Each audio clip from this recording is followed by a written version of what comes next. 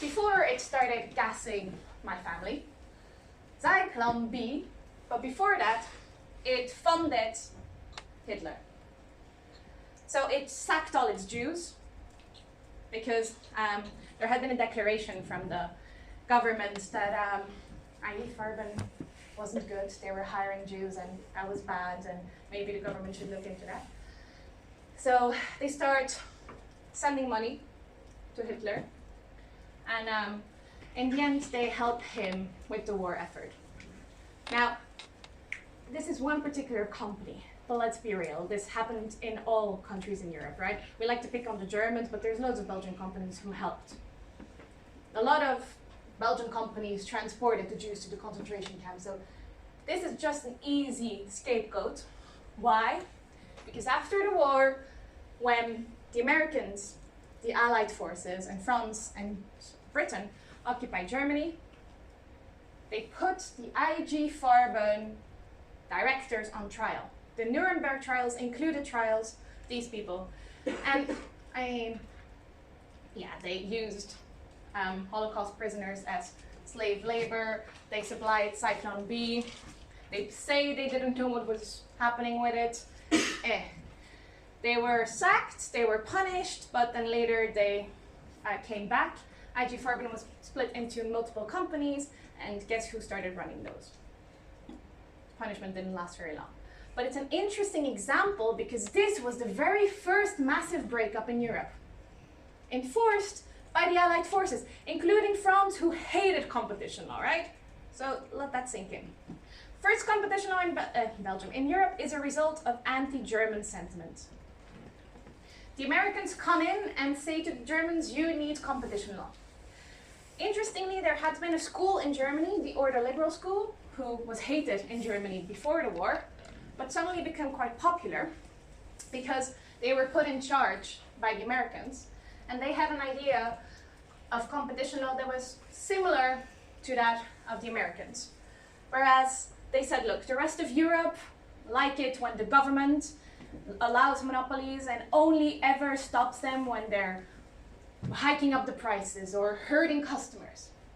So European competition law at that point was all about protecting particular categories against exploitation, against abuse.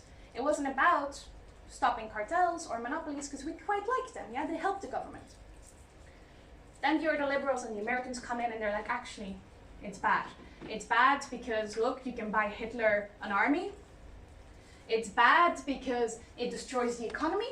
And it's mostly bad because the Americans don't like it. So it's not wrong to say that without the Americans, we wouldn't have what we have now in terms of competition law, right? So after the war, you have competition law being imposed in Germany by the Allied forces, and there is a lot of talk about creating an international trade organization based on the principles of free competition, obviously led by the Americans, but that never happens. So you have the Havana Charter for an industrial trade organization, but that never sees the light. Now this isn't World Trade class, but it's interesting because the Havana Charter had loads of principles of competition law in it that were never taken over when finally you had the World Trade Organization. However, they inspired competition law of the European Coal and Steel Community. Does anybody know what European Coal and Steel Community is? Yes, tell me. It's like the first agreement between the European states following the war, so it's sort of precursor to like the EC and the EU. Yes, the 6 states, yeah? So France, west of Germany, Italy, Belgium, the Netherlands, and Luxembourg, they join in the European Coal and Steel Community. If we're being glib about it, European Coal and Steel Community was just a way to keep Germany down. The coal and steel, most of the production was in Saarland and the Ruhr Valley, yeah? And France, in particular, was afraid that Germany would become a massive power again because it had access to these things. But instead of starting another war, because, you know, we've had enough of those, France says, how about we cooperate? Yeah? And we will have competition law that says you cannot have fake companies. It just so happens that the only big companies are in Germany. Oh well, that's unfortunate, isn't it? But only for coal and steel. So France, who hates competition law, absolutely hates competition law, imposes competition law on the coal and steel industries because it doesn't have big companies. Unfortunately, a few years later, there's the Treaty of Rome signed, and the Germans say, ah, well, we have competition law in the coal and steel community, so, maybe we should have competition law in this one. So the European Economic Community, which is a precursor to the European Union, leads to a clash with the French, the Belgians, the Dutch going, no competition law. And the Germans saying, well, that's funny, ain't it? Suddenly you don't like it anymore when it affects you. And then the French and the Belgians and the Dutch are like, oh, well, we didn't mean it that way. So it leads to a lot of debate, and actually these debates, you can read them. They're fascinating. In the end, they come up with is now our Article 102 on unilateral conduct and Article 101 on agreements. And Article 101 on agreements, in the end, everybody agrees, no cartels. 102 is weird, right? It doesn't prohibit monopolies. It only prohibits abuse. And initially, France and Belgium are like, and it will be up to our government to decide what is and what isn't abusive. And if we like a particular company, they can do whatever they want. And if we hate a particular company, well, then we will punish them. And the Germans are like, hell no. We need a court, and the court will decide. And thank God for the Germans, right? Because can you imagine the state who would be in otherwise? So in the end, they compromise, and you get this abuse of dominance that is led by the European Commission, but there is judicial review by the courts. It's kind of a hybrid, yeah? And there's lots of academics who spend most of their academic life debating who won, France or Germany. I swear, it doesn't matter, let it go. And yet, this is all they do. It's kind of fascinating. I don't know who won. We both won, right? We put it all together, it became a beautiful hybrid that is European competition law. However, initially, and this is important, it wasn't enforced, because although we'd agreed on the text, nobody could agree on what that meant in practice. The Germans said, so this means you need to enforce it. If there is a violation, you enforce it. Not that complicated. And the French and the Belgians are like, well, it's just an ideal, right? It's an intent. It's a program we mean to realize. And it's not that important. What is more important is economic recovery. Integrating the European Union. So you get, in the end, hybrid decision-making in the EU, where the first cases say, what we care about with European competition law is two things.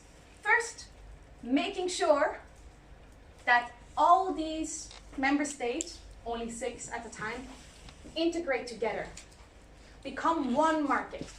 And if we need monopolies to achieve that, we need monopolies to achieve that, whatever. On the other hand, we don't want monopolies that exploit customers. We don't want them to hurt small businesses. We don't want them to hurt consumers. This is initial understanding of European competition law. It's about market integration. It's about protecting small companies. It's about protecting consumers. Okay? The Consul and Grundig case, I'm sure Johnson will talk about this in detail, actually says vertical agreements, so agreements between non-competitors, are not allowed if they split the single market into different pieces. Yes? So we don't care about the effect on competition, but it splits the single market, so it's a problem. Okay. Eventually, when Europe starts becoming economically more viable, more prosperous, we start thinking about, and how does this affect competition? And we become more and more American, even though America by that time has moved away from caring about antitrust at all. And then we arrive at a very important point in European competition history. Fall of the wall and the enlargement. Suddenly you have Eastern European companies that join the European Union, and the Commission literally freaks out. It's like, oh no, all the socialists are coming. What do we do? And it says, look, you're all very intelligent and smart and nice, but I don't trust you. That's not how this is my interpretation of the policy papers, yeah? Just FYI, you take everything I say as this is how I've interpreted things, because that is not, the Commission doesn't say you're dumb and I don't trust you, right? Anyway. And it says, we're going to let you all implement competition law. Yeah, it used to be a European Commission thing. Now we're all member states can implement European competition law. However, you can only do it for the promotion of a single objective, economic efficiency. Hello, Chicago School, welcome to Europe. Because the Commission is like, we're not sure you know how to handle this stuff. There's too many objectives, too many things to consider, small business, workers' rights, whatever. It's too complicated. Focus on economic efficiency. Did the member states listen? Good on them. Now we're in a weird situation where you have European competition law that is being enforced by the member states on Europe, EU terms, and national competition law that in some countries like Germany has gone completely AWOL. It is really, really, really fascinating legislation. And if you ever have time, look at German competition law.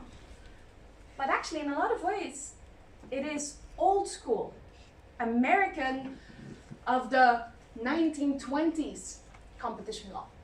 It is not this economic efficiency driven competition law. It cares about small competitors. It now cares about data protection, although we don't know how that's going to go. Whereas at a European Union level, that is not so much the case.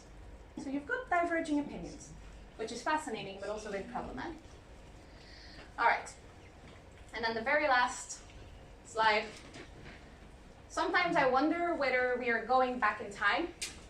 Does anybody know what the Alstom-Siemens merger, why there was a debate there? No? So Alstom and Siemens wanted to merge, and a lot of people agreed this was bad for competition, so the European Commission blocked it. But Germany and France, aligned in purpose, were angry. Why? Because indeed with harm competition within the European Union, but it would also prevent the European Union from having national champions to compete with the US and Chinese champions. Very good.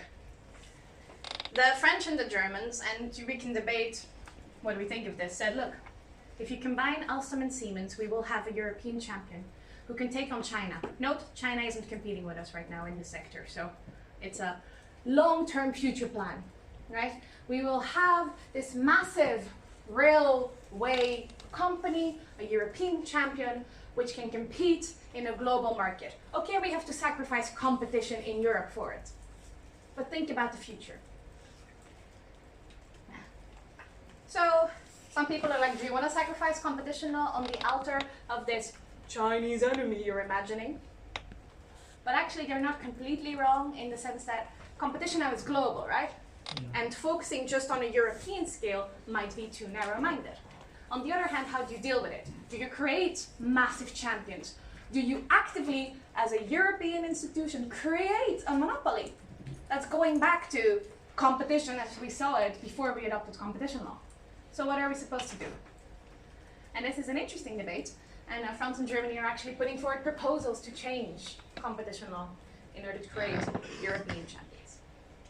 Okay, this was the history. That was the boring part.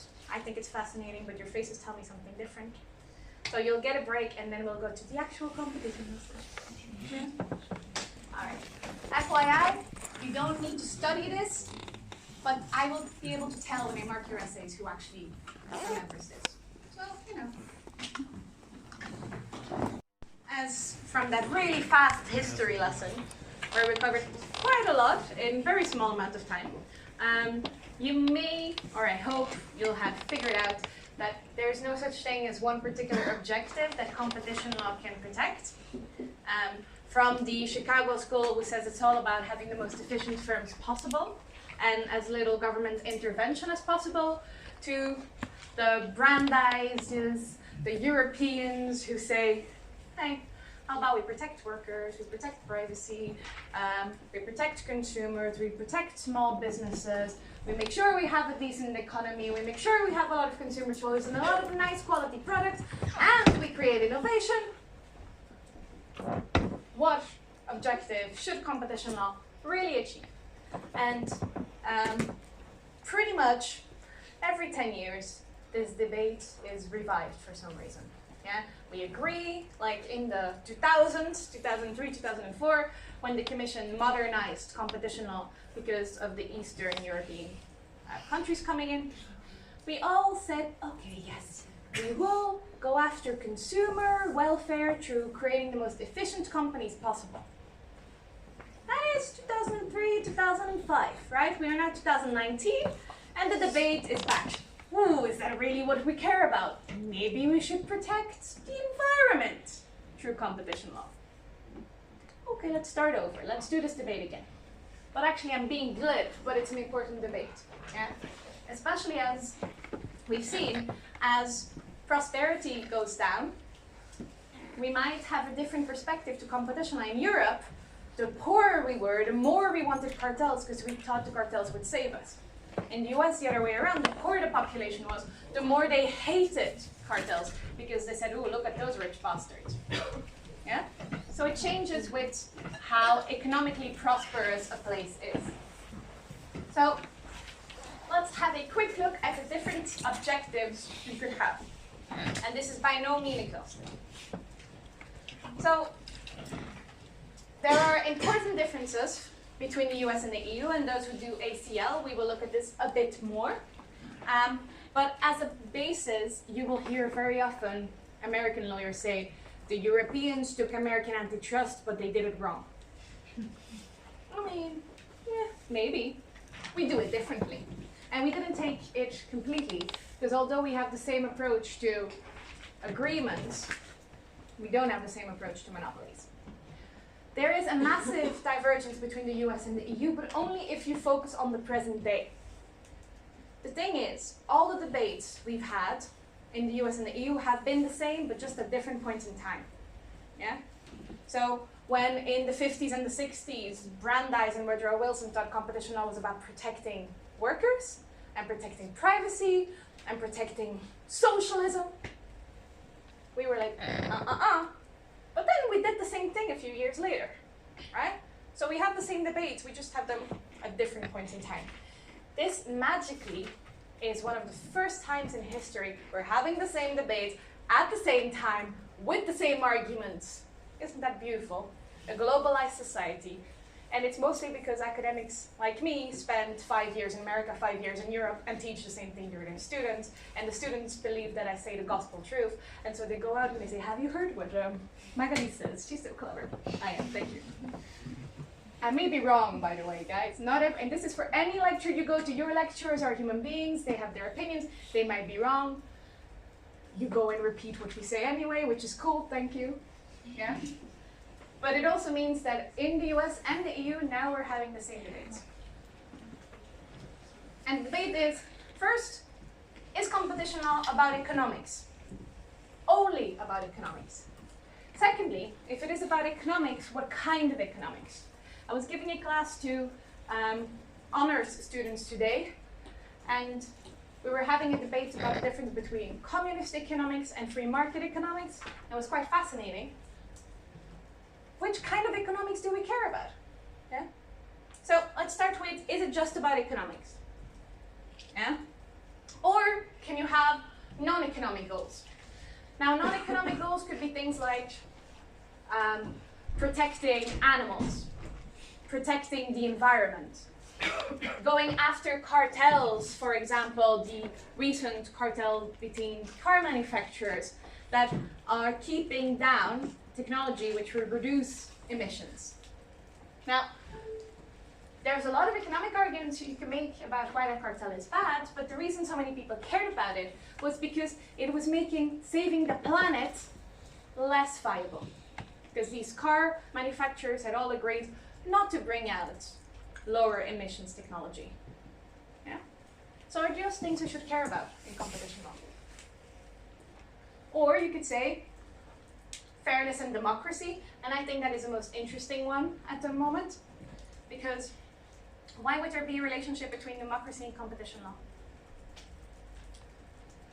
Why, when I showed you the Ida Tarbell photo and the images that were in newspapers, why did you have Congress sitting there and monopoly leaders sitting behind them? Guys, this is not a complicated question. Why is big business a problem for democracy? Big monopolies have the influence in parliament. Yes, lobbying. Yeah, it is a way of the world. Actually, lobbying is one of the most fun jobs. I tried it for a while. It wasn't for me, except for all the free goddamn food. It was great. It's a fun job because you go and you chat up politicians and you say, look, I'm nice. My company's nice. We care about humanity. Let me explain to you why we are good for humanity. Here is another oyster. But I really wasn't good at it. Too honest for lobbying, but it was fun anyway. Now, lobbying, a lot of people hate it, but like one of my former students at LSE used to say, it's necessary. Because lobbying is democracy in action, and I'm not joking, he's a lobbyist obviously. And he said it's democracy in action. You bring companies, bring the people closer to government. Because companies are led by the people, right? We own the companies. So when we lobby, we bring the people to the politicians. And I was like, ooh, I actually don't disagree with this. I don't know how I feel about this. Lobbying has its place. You can lobby, right? You can go chat to your politicians. But lobbying can go out of hand when politicians accept money in exchange for certain types of laws. And it doesn't have to be direct money. It can be here's another oyster. You like me, don't you? But is it really up to competition law to stop big business because we're afraid that big business will put money into political activity? If you don't have big business in the first place, which competition law can try to stop, you won't have the same problem. But is it up to competition law to deal with that? Or the liberals would say yes, right? And the neo-Brandeisians now and Brandeis and Woodrow Wilson would also have said yes. We need to protect democracy through competition law. But that's not an economic goal. Other goals you can have is consumer welfare, total welfare, efficiency. Now we will have an economics class, and I will explain to you in detail what consumer welfare means and total welfare means. Now you can have firms that are really efficient, and you can try to make them as efficient as possible. That can be your goal, purely efficiency. You can also have as a goal, we want firms that have big scale, so they can reduce prices and therefore make consumers better off because products will be cheaper. Or we can have firms that make cheaper products, but not necessarily to protect consumer prices, but in order for them to have more profits. And actually profits aren't bad. Profits are what allow companies to invest in innovation. So in the end, everybody wins. Those are all economic goals, and we don't agree on which one it should be. Canada has a total welfare standard. It is beautifully Canadian, where they're like, we're gonna protect both producers and consumers. Everybody needs to win. Obviously, when producers win, consumers tend to lose, and when consumers lose, producers tend to win. So we're gonna determine who is the cutest on a case-by-case basis.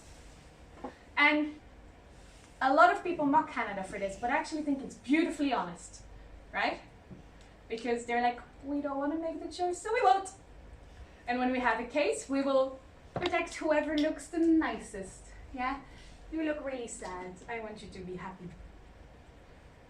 I mean, it's beautifully Canadian. But at least they're honest, right? In America, they say they protect consumer welfare, but in practice, they do not. They protect efficiency even when consumers suffer. In Europe, we say we protect consumer welfare, but we don't even know what that means. So everybody messes up.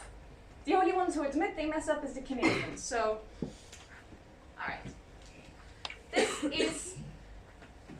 There is also this middle category of, it looks economic, but some people say it's not economic, which is, some people say you need to protect the process of competition, by which is meant you need to make sure that there are many companies in a market, many opportunities in a market, and that is the main goal. You make sure that individual people have the freedom to enter commerce and start a business. So that if there is a monopoly, if that monopoly starts making it impossible for new companies to come in, that's when we intervene. We protect the process of competition. I say this as a hybrid category because it's not really free market economics as we generally understand it, because there's a bit of a distributional concern here, an equity concern about individual rights. And this is, I think, a beautifully European thing, and it was mostly led by the Germans, this idea that we care about individual liberty, individual commercial liberty, more than about the effects of particular companies. But often it is said that this means you protect competitors at the expense of consumers, because it might lead to higher prices because these smaller companies are less efficient, because you want to make sure everybody has an opportunity for commerce. I mean, you can choose to have that as your objective, but there are some problems with that as well. And then the last one, distributional concerns of equity. What do I mean by that? As I will tell you in our economics class, free market economics only cares about people with money, right?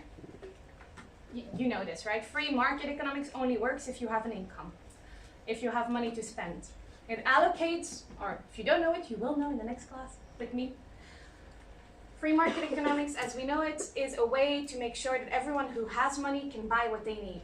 But it means that people without money fall out, and people with very low income may not have as good a result from the free market. So some people say competition law should rectify this. Competition law should be the way we correct the free market. You're all like, eh. Should it? Yep. Yes, why? Well, I think nowadays that big companies, they can take the advantage of their monopoly to dominate the market. Mm-hmm. So they earn more, they can spend the money on whatever they want to do. But as for some smaller companies, they just do not have enough possibility to win, you know. So I think the competition law should, to some extent, they should balance those kind of phenomena. Okay, so that's about small companies. And that fits very squarely into this process of competition idea. But what about when we take it a step further and we say there are people who are poor and they're losing out, they're not getting the products that they need because we have a free market economy. Should we use competition law to force these companies to also supply at a price that poorer people could pay, or even give things away for free? No, I don't think it's that way, you know. I think competition law to some extent can have a lot of influence on the job market. Okay, yeah. Yeah, it is the small business that's employed the most employers in the job market. Okay, so indirect effects. Yeah. Yeah. Cool. There's a lot recently being written about labor and the intersection with competition law. It's a really fascinating area. The interesting thing, I think, is how far can competition law really go, right? Competition law is one of the areas of law with the most power. You have the most resources to enforce it, you have the most powers for authorities, so it is actually a strong vehicle. On the other hand, does that mean it should do everything? Or should we create other authorities with the same level of powers and the same level of resources? It's not clear, and it's becoming more and more of a debate because of the new tech giants. I don't know how much you follow European Union politics, but the previous Commissioner for Competition Law is now she's been reappointed as Commissioner for Competition, and she's been given another portfolio. Does anyone know what that portfolio is? What her extra task is? Guys, they're lawyers, or lawyers in the making. If you don't follow politics, what the hell are you doing? All right, she's been given a portfolio for a digital Europe. I swear. Not only is she in charge of the one Commission Director General, which keeps going after tech giants, she's also now been made in charge of creating European champions for tech. There's a fear. I actually really like that for a lot of reasons. I think it will hold her responsible for the things she does. And I like the idea that there's this new Create a Digital Europe thing. we're lagging. But it also makes competition very political, right? It means that the person who can go after tech giants with the resources of the competition directorate is also in charge of using digital policy to protect consumers, to protect workers, to create national champions, to increase innovation, to increase technology. We often say that the paradox of the success of competition law is that everybody wants to use it for everything. Commission has a lot of power. Commission can ask a lot of money. Like Google paid billions of euros in fines to the European Commission, Directorate General for Competition. There's people that argue you should use competition law to increase privacy regulation, because currently data protection watchdogs have been failing in upholding data protection standards for a variety of reasons, but also because they don't have as many powers. So what do you do with it? Think about this, okay? All right, but what we're going to do is we're going to focus on the idea that competition law is supposed to serve economic goals. It's supposed to increase efficiency or increase consumer welfare or total welfare, but not privacy, right? That's not for us. We can get a privacy class. Although, as a side note, I do think these things are relevant too. But it is complicated.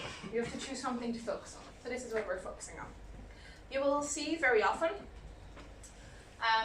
that anti-competitive conduct is divided into different categories. With Johnson, you will see that in European competition law, you've got loads of these categories. So you'll have, when you have a case, and especially when you have an exam, you will first decide, is this an agreement? Or is it unilateral conduct? Or is it a merger? But obviously, we're not doing this here. It could also be a concerted practice, when it's cooperation between competitors, but not an agreement. That's not enough. Then you will further divide this. Is it a horizontal agreement? Is it a vertical agreement? If it's a horizontal agreement, you will further divide it. There's loads of different types of horizontal agreements. And if it's price fixing or market division, it's one of the worst. It's a cartel. You'll do the same for vertical. Is it exclusive distribution? Is it franchising? And so on. And based on your category, you'll decide what are the economic effects of this particular conduct. Vertical agreements, you will see the economics. There's a lot of theory about when they are harmful, when they are not harmful. This is what you will have to do. The problem with this is you teach students it like this, and they'll come out of a year course and they'll be like, I still don't know. I know that it's categories and it's exclusive distribution, and exclusive distribution is an intra-brand restraint, and an intra-brand restraint is a violation. They leave and they're like, eh. So, what I want to trial with you for the first time is not to talk about categories, but to talk about concepts. You still will have to know these categories, and you will have to know the effects. But something I want you to be able to ask and answer when you see a particular problem is, what kind of general concept are we talking about here? Is this exclusion? Yeah? Is this exploitation, or is it collusion? There are only 3 of them.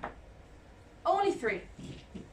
If you understand these 3, you'll understand the different categories that exist and why we talk about intra-brand versus inter-brand restraints when we talk about vertical agreements. You'll also understand the difference between the US and the EU. Okay? So, you've got 3 concepts: collusion, exploitation, and exclusion. I'll start with collusion first, because both the EU and the US agree on this. Collusion is about the market itself, about a perfectly competitive market, and you look at it and you say, the consequences of that market are being distorted. So, as we will see in the economics class, a perfectly competitive market leads to low prices, right? It leads to output at a certain level, price and output near equilibrium, okay? And so, when multiple companies get together in order to reduce this output or increase this price to a point where it is no longer near equilibrium, that's collusion. So collusion is when companies come together to distort the normal consequences of a perfect market. Do you understand that? It's direct, right? It's direct harming of competition.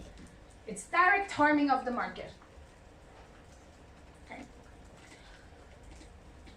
Another direct harming of the market is through, that should say exploitation, I'll change it online. Through exploitation. Predation is a form of exploitation. I'll change it. Through exploitation. Exploitation is when one company or multiple companies together also distorts the normal consequences of a competitive market, but specifically in a way that harms small businesses and or consumers. So the difference between collusion and exploitation is that collusion leads to changing these effects on the market, usually by multiple companies, but we don't care who it harms. Whereas exploitation is directly harming your customers, your consumers or small businesses. Do you understand the difference? Exclusion is the only indirect one in this list. Exclusion is when you're not affecting the consequences of the market directly. You're not touching price. You're not touching output. However, you are pushing out your rivals. You're excluding them from competing with you because you're making it more costly for them to compete with you, or you're limiting their access to certain vital facilities. So, for example, in our Rockefeller Standard Oil example, he was making it impossible for his rivals to get access to chemicals, barrels to store the oil in, trains to transport the oil. He wasn't increasing his price. In fact, he lowered his price. But what he did was make it impossible for rivals to keep existing in the market. And this could eventually, in the future, lead to higher prices. So we're not looking directly at harm to prices, but we're looking at what do you do to harm competition in a way that might ultimately lead to higher prices. Do you understand that? Excuse me, is this mostly happening in the vertical conversation? Exploitation? Yeah. Or exclusion? Exclusion. Yes, actually you're right. This is going to be definitely a vertical issue. But it is very often classified under dominance, so monopoly behavior, so not as an agreement. Right? So you're right, it's in a vertical level, but we don't talk about vertical when we're talking about monopoly. We'll talk about that more, but we talk about vertical versus horizontal when we talk about agreements, but we don't really talk about it that way in monopoly, because pretty much any activity by a monopolist will be vertical. Does that make sense? There's no competitors at his level, right? All right, so you've got collusion, you've got exclusion, and you've got exploitation. Change it. Predation is a form of exploitation. Predation is when you make your prices so low or so high that it harms consumers. All right. Which one of these does US antitrust law care about?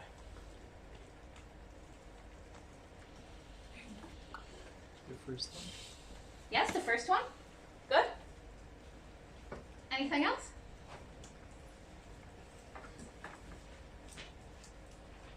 Does it care about any of the other ones?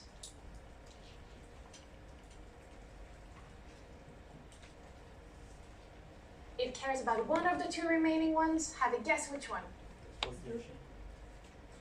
I heard both. This is great. 50-50 chance, right? It cares about exclusion, not about exploitation. This is why it's important when we talk about consumer welfare in the US, we don't talk about consumer welfare in the US. They don't give a shit about prices that harm people.